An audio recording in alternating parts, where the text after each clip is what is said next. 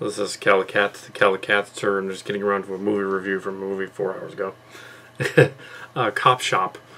Yeah, recommended to us by Stone Gremlins. Go see this movie, like, right now. See it. Okay. We'll see.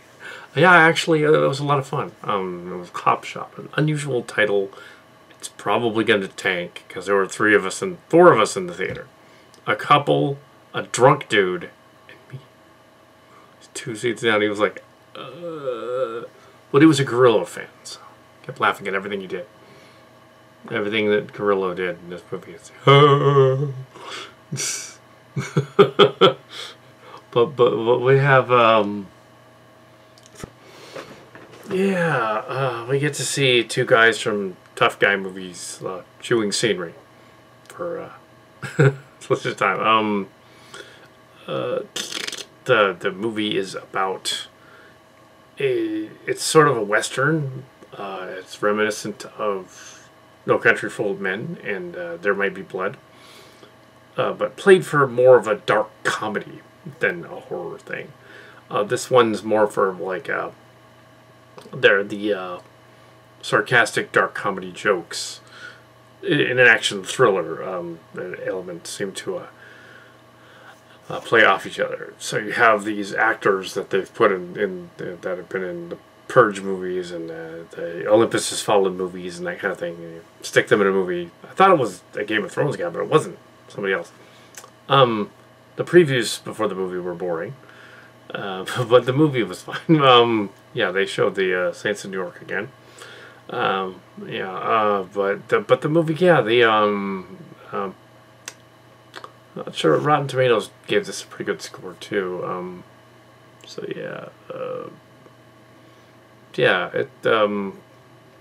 The movie's about this sheriff plays a police station in the middle of nowhere in Nevada, and there's the interracial mix of police officers.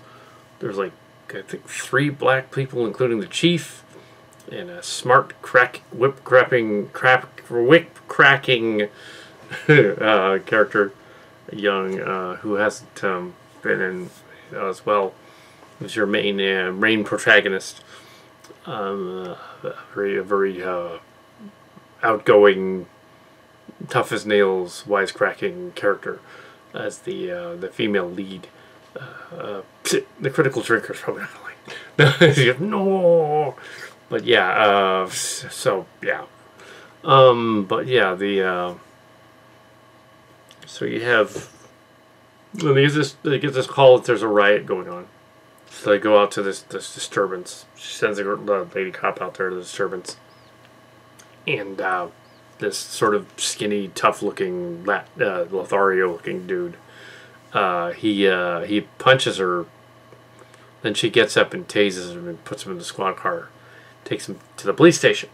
Later on, there is another bad guy who was hauled in after he tried to run over the state troopers that were seen to a call on the roadside in the evening.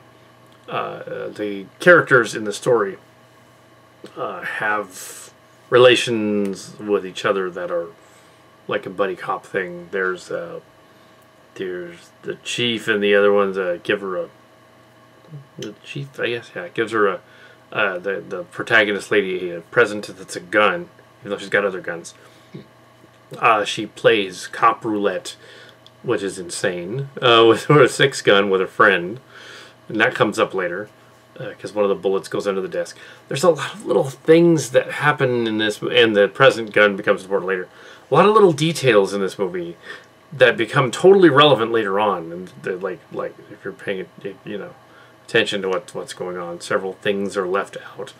The clues are dropped like crazy. There's a crooked cop who is not doing his job of doing the inventory because he's dipping in the till and he's taking the heroin or the pot or whatever, the kilos of it, and he's stacking it in a box for himself. There's one of the hitmen that they've captured, the one that tried to run over people that's in the jail.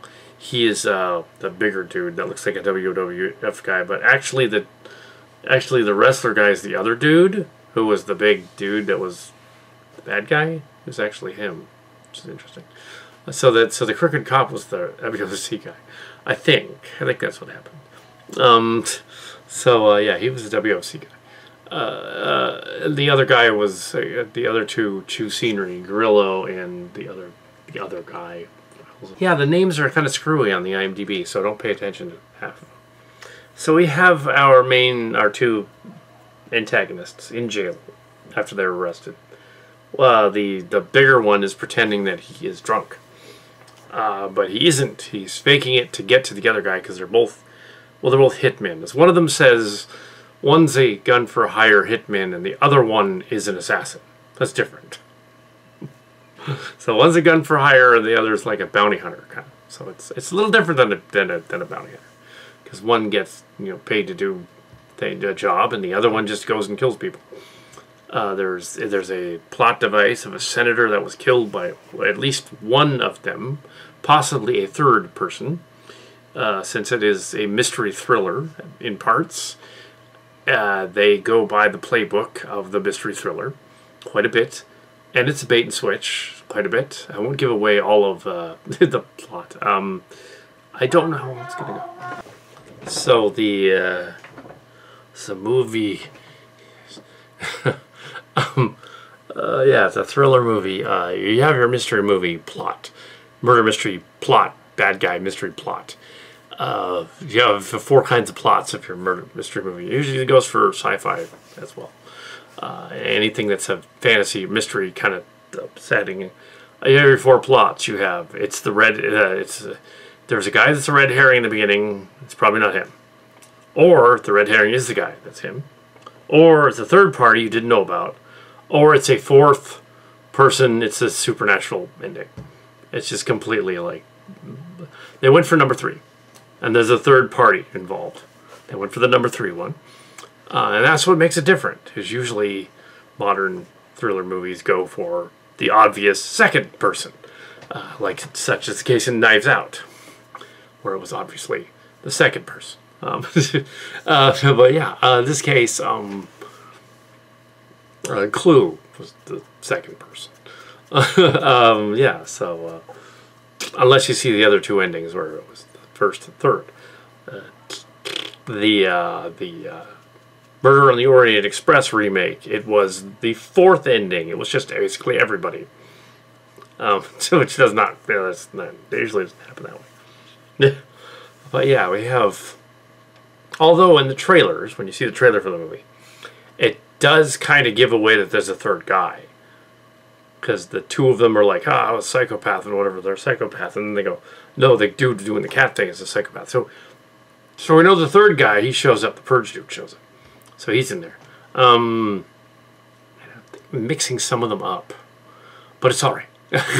They're mixing some of them up. But, so you have a police chief who is basically the pot boiler, angry police chief guy. There's a big black dude in this one. And they dispatch him about halfway through with an injury. I won't give away everything that happens because, yeah. Yeah, because I want you to see. It's a very good movie. It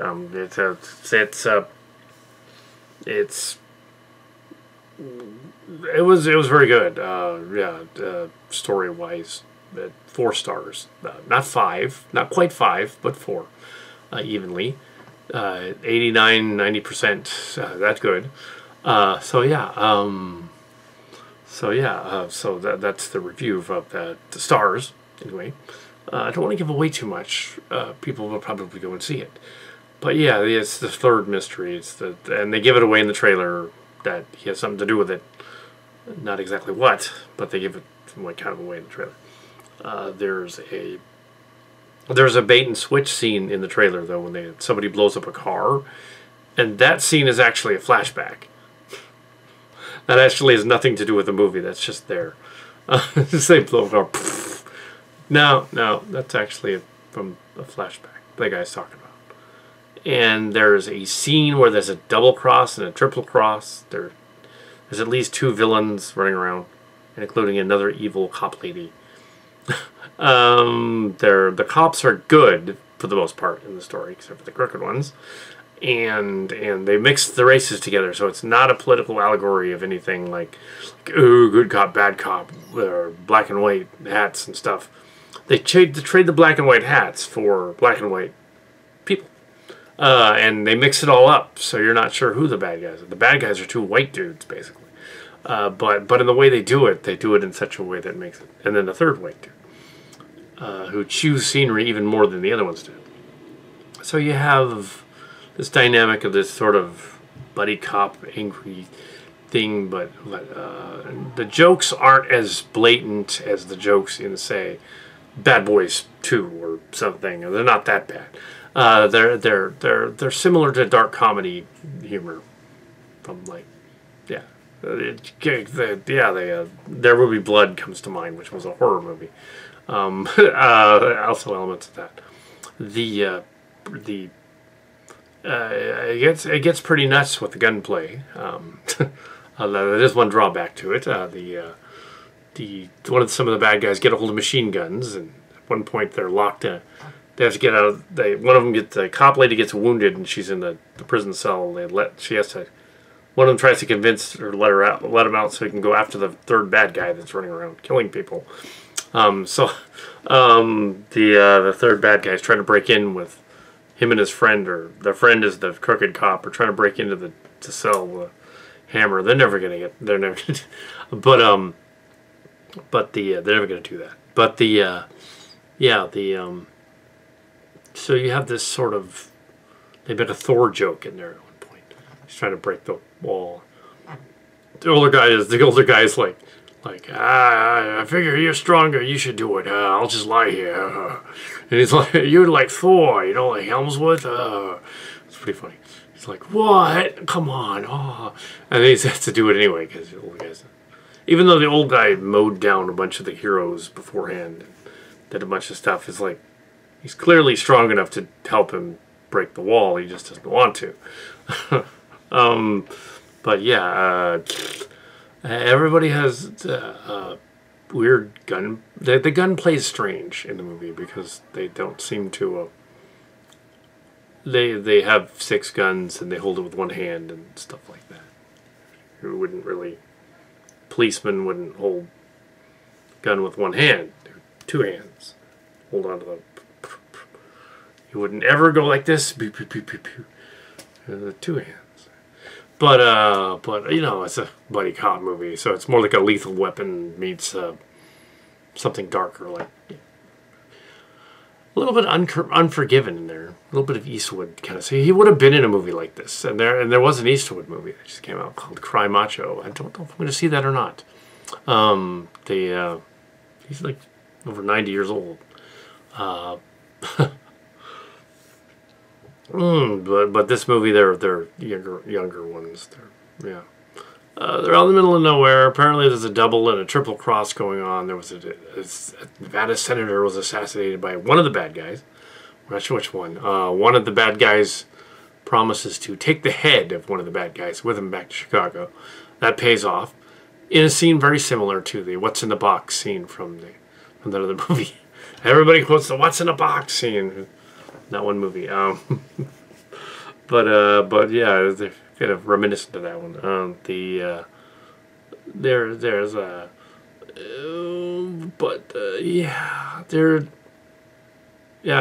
a couple of plot spoiler devices that don't make sense, but if you just take it as okay as a cop fantasy movie, sure, why not? That's why it's not completely 100%. It couldn't be. Just because there are some scenes that are like, what? How did she... how did he... one of them says he's having deja vu, and the other one's all, no, you're not. You're not having deja vu. This didn't happen to you. That's when something happens to you, like, and it reminds you of something else. And a lady cop lady goes like, well, actually, deja vu can also be you're thinking something happened the same way you're thinking. So if he thinks it, then it's deja vu to him, I guess. So they even have a part where the desperado bad guy has gotten out and he goes after the third bad guy, and he's like, and he undoes his, he's got his hair up, ponytail, like does it, pulls it out, so he can go in there and go into battle and beat up the other. Sort of like a, yeah, nobody has a black hat in this, or a white hat, like in old westerns, but it clearly is supposed to be like a western. Yeah, so, and the title is weird, but yeah, it's clearly done like a western. The bad guys, there's another bad guy group behind the scenes. There was like a shootout. The one bad guy mentions, the skinny bad guy, and they go like, the lady cop orders them to go out to the scene and see whether there was actually a shootout at this hotel. And in the background, the evil lady cop is that we see near the end too. She's telling him there's nothing went on. Well, in the background behind her, there's a dead body. They're pushing a car, truck, SUV riddled with bullets off a cliff into Lake Mead, even though they're in Nevada. I don't know where the heck they are actually. I thought Lake Mead was in Oakland. That doesn't make sense. Yeah, it must have been another Lake Mead. Well, it's sort of like how, and I think it was No Country for Old Men, they referred to Antioch in parts of Eureka and stuff. And the only way that movie, those towns would have been that far away from each other would have been if they were in the Bay Area, and they weren't. So yeah, there was some geographical problems there. And that was because that movie was They Will Be Blood. That's what I was thinking of. In They Will Be Blood, they refer to Antioch, Eureka, and two other towns being days away, and it's only like the 1910s in the story. And the problem is that the book, There Will Be Blood, was based on a book that actually took place in Texas, or those places had similar names, where it was hours away, and they didn't really have buggies and stuff, and it was just further away. Whereas setting it in California throws it off because those places aren't in the same place. So they could have just thrown in some dialogue in that movie where they said, okay, well, this is just like a fictional town or desperation or something, just they make something up. They should have just made something up and said, oh, it's Eureka or something. Or Paprika or something. But yeah, there's sure. And now brief spoiler section, the very, very, very, very end. This is the spoilers, don't watch the rest of it. Yeah, it's 80 minutes. It's 80% and 4 stars. Yeah, so one of the best movies of the year so far. Yeah, too bad nobody's gonna go see it. Yeah, so the spoilers are that Hobie Huss's character, older guy, the spoilers are that everybody's going to be triple crossed, and that Huss character shows up with these balloons, and he somehow gets in, and nobody think of it, and the guy's checking the database when it happens, and one of the cops, he sees his name on the thing, and he's like, oh, you look like this wanted picture. That's weird. And then immediately he gets plugged by the bad guy. And then it's a big shootout. And kind of a ridiculous shootout. There's other shooting outs and other people dying. And through the course of the thing, our heroine lady, our lead young character ends up back in the prison cell hiding behind the bulletproof glass. And then they got to go get to her and the 2 assassins that are in there. Meanwhile, Huss's character goes and hangs out with almost everybody. 2 of them went off to go hang out. They come back later, and they're also dispatched. The lady cop shoots herself, I guess by accident, because there was an extra bullet when they were playing that game earlier. But she's trapped in the base after changing the code. So they're trapped inside the lockup, even though why would the lockup have the bulletproof door on the inside? With an alarm that they can't figure out. They do have a clever scene where the crooked cop guy tries to get the code from her through the door, and she figures out that the bad guy is in there making him say that, and he's right there. That was kind of clever. But yeah, so they can get the code and she can give it to him. They don't get to her. What they do is in the spoiler section, they send the skinny assassin. She sends the skinny assassin back in there to beat the old guy, the older assassin. We have bait and switches and stuff, and skinny assassin turns off the power in the prison bathrooms. And I guess the bathrooms to the lockup. It's really big for some reason. An expansive room. Looked like something out of the New Mutants set. Actually, the precinct is pretty large too. It's like where is this place? It's got an upper level all of a sudden with like 2 stories, and the building that they show in the picture doesn't really have. And then the lockups indicated that it's in the basement, I guess. But then there's no stairs up and down. It's an odd thing. There clearly had to be stairs or an elevator or something to get up to the 2nd floor where the boss's office is and all that. Yeah, it's like the set is really spacious for something of that size, which is weird. And there's gunplay everywhere. And the guy has a machine gun that has amazing reloadable clips. But they do cover some of that in that the crooked cop and the other guy break into the armory. So you could imply that at one point they got more bullets out of the armory. So, okay, but even after she changed the codes to the prison cell? Yeah. And accidentally shot herself. But she's got the... Yeah, but then the main assassin guy has killed the other... or wounded the other assassin guy. And in the meantime, the lady has let the big assassin guy to go after the other 2. She really didn't want to, but she did anyway. And he basically saves the skinny assassin guy, who he's supposed to kill, by dispatching the old guy. Well, almost dispatching the old one, and then saying, "Well, you can kill it. I want you to get the last shot of this guy because, he also wants to take the older guy's head off and take it back to Chicago in a box, so that he can deliver it to his the bounty." You see.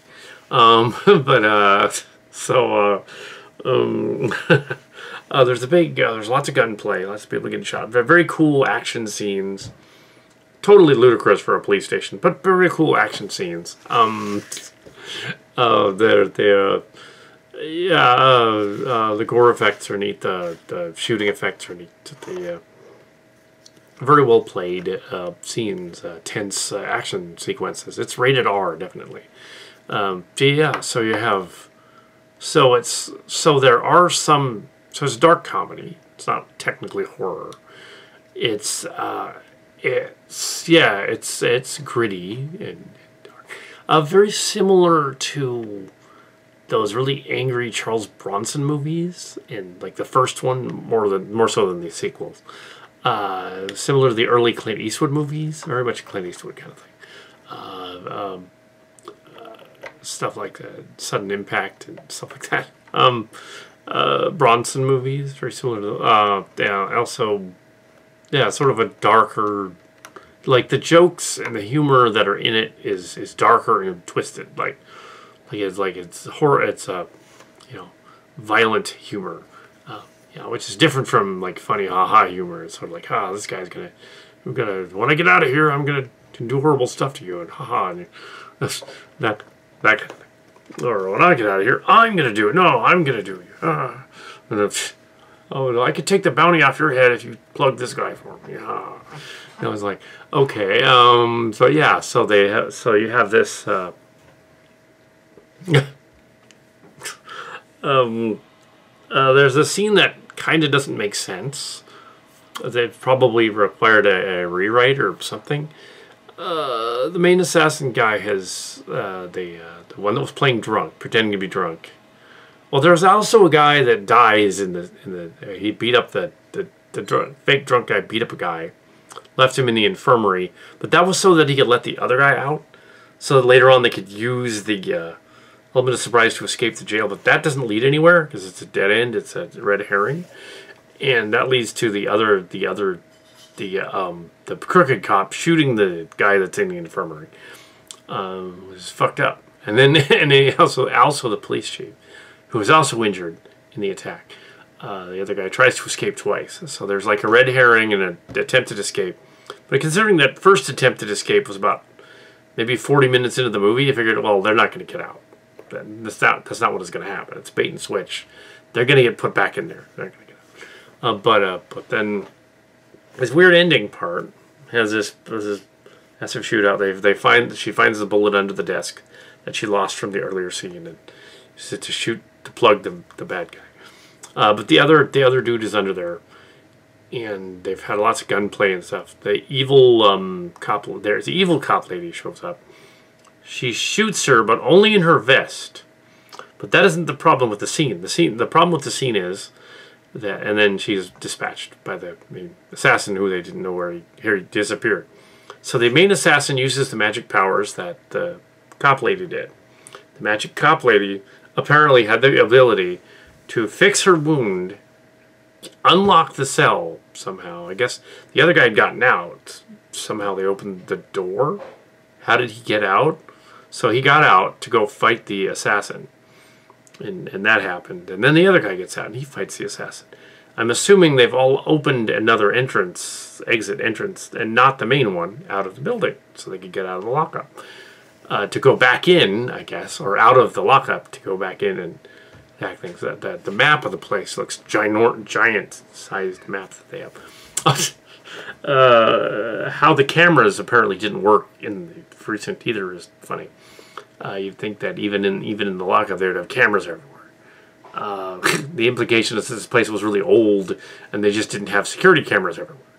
And they were using what appeared to be Linux system for their search. So maybe it was supposed to be set in the 90s. And they didn't have all that stuff yet, but they would have had security cameras.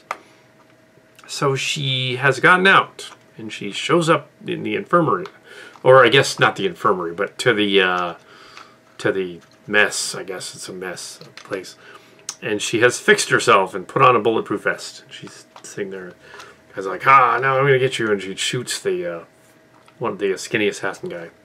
And they have the big assassin, only to be shot by the evil lady showing up, who they think is going to be the good guy and save her. But then the evil lady's all triumphant, I've shot her. And the assassin, the big assassin guy they'd forgotten about, he plugs the evil cop lady, and there aren't any other cops outside.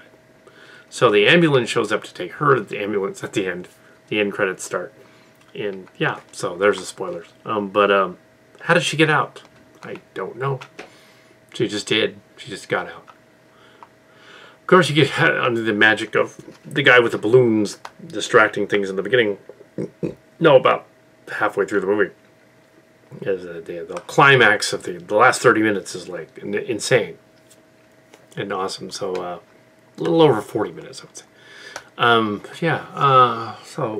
So yeah, there were spoilers after 20 minutes on here. Yeah, so that's kind of, yeah, there's some stuff that just isn't perfect, but the ending is better than There Will Be Blood and No Country for Old Men. It's a satisfying enough non-ending in this version. She is trying to chase down the last assassin, having stolen the ambulance at the end, and he's taken off one of the cop cars. There were no other cops because the evil cop lady who was chasing them all and was double-crossing, triple-crossing everybody, she didn't call for backup. So apparently they just called for the fire trucks and the ambulance and stuff. That is weirdly really strange. So was she the bad guy that killed the senator dude or something? Anyway, they're never going to explain it. Because sure, why not? But as an as a reminiscent of a 70s Western, in the style of the 70s Western or an Italian giallo, but technically not a spaghetti Western. Because a spaghetti Western, like a John Wayne type of thing, would be all black hats and Indian and guys in makeup and stuff, and yeah, it would be fun. It wouldn't be like scary in any way. No, this is not like a spaghetti Western, even though Stone Gremlin said it was. No, it was more like a Bronson movie. It was more like a true crime slash, like the grittier westerns from the 80s and 90s, 70s, not so much the 70s. It was more like 80s and 90s. And I think that's what they were getting at. So it wasn't... the trailers do not lie about it. And make it sound like it's something it's not. It clearly is a crime thriller. It's not supposed to be... It's, at times, the first 40 minutes or so are a psychological shoot 'em up of sorts between the characters who are the cops in the precinct, going on about their daily lives and their banter, which actually is important to follow it, and what the two assassins are talking about in the jail cell, one in one jail cell, one in the other, and they're chewing scenery in their dynamic. You think at the end they're gonna, you know, kiss and make up or something, but they don't. They don't go that far. But but yeah, they are basically antagonists and they're basically evil, but they have motivations that make them evil, as opposed to just being straight up carbon copy villains, like they say the bad guy in Black Widow, who was clearly the bad guy and there's no delineation. He's just evil for evil's sake. There was an evil psychotic bad guy in this, the third guy, but yeah, evil for evil's sake is just like, okay, yeah, yeah. So yeah, sure. Cop Shop. Yeah, a lot to do about a movie that thus far, odd title, probably not going to make any money, but it's Clara Award's contender for Best Picture, because there hasn't been anything that even came close yet. So there you heard it for that. Clara Award's contender for Best Picture, a cop movie, thriller, definitely best thriller so far.